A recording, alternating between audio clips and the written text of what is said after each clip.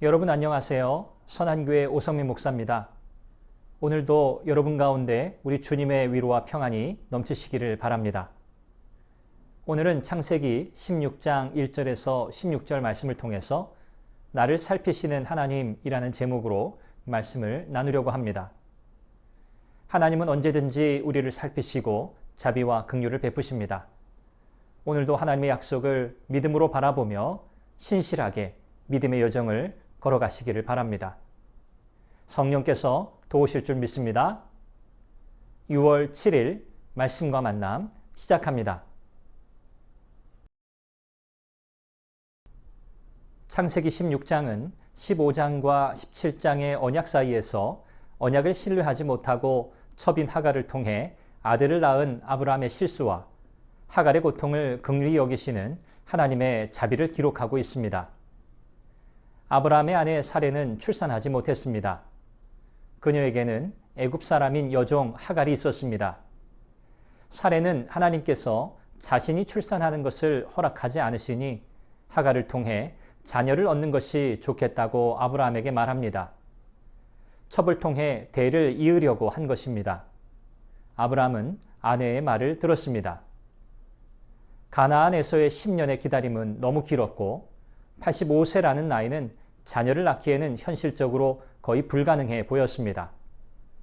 야곱의 경우도 그랬지만 첩을 통해서 후손을 잇는 것이 당대에는 합법적이었기에 얼마든지 첩을 통해 자녀를 낳는 것을 합리화할 수 있었습니다. 그러나 온전하지 못한 순종은 순종이 아닌 불순종입니다. 불순종은 어떤 상황에서라도 정당화될 수 없습니다. 명분은 그럴듯하지만 육신의 욕망과 욕구를 이루려고 하나님의 말씀에 귀를 기울이지 않고 스스로를 속여서는 안 됩니다. 아브라함은 하갈과 동침하고 하갈은 임신했습니다. 후사를 잇는 것은 결혼한 여인에게 대단히 중요한 일이었습니다. 임신한 하갈은 여종이라는 신분을 잊어버리고 임신하지 못하는 주인 사레를 멸시하고 모욕합니다. 사레가 이 상황을 남편인 아브라함에게 말하고 해결해 주기를 요청하지만 아브라함은 사레의 소관에 맡깁니다.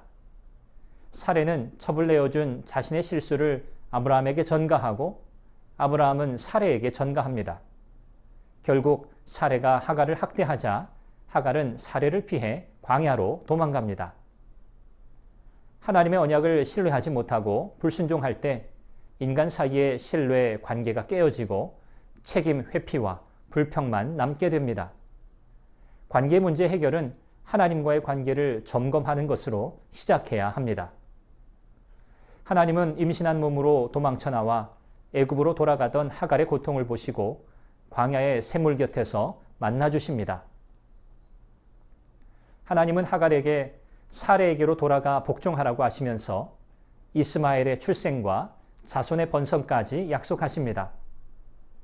하갈은 광야길 샘물 곁에서 자신을 만나 주시고 고통을 들으시고 안전과 자손의 번성까지 약속하신 하나님을 나를 살피시는 하나님이라고 고백합니다.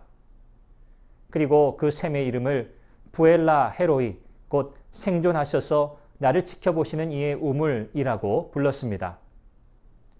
하나님은 언제든지 우리를 살피시며 자비와 긍휼을 베푸시는 분입니다. 자신의 잘못은 생각하지 않고 사레만 탓하며 억울한 마음으로 도망치던 하갈과 복중의 생명을 살린 것은 하나님이셨습니다. 하나님은 자비와 긍휼을 베푸시는 분입니다. 하갈이 사레에게로 돌아가 복종해야 했던 것처럼 자신의 잘못에 대한 대가를 치를 각오를 할 때 긍휼을 진정으로 힘입게 됩니다. 하갈의 미래는 전적으로 하나님께 달려 있었습니다. 우리의 미래 또한 우리를 긍휼히 여기시며 살피시는 하나님께 달려 있습니다. 오늘도 하나님의 약속을 믿고 믿음으로 나아가는 여러분들이 되시기를 바랍니다. 여러분을 축복합니다.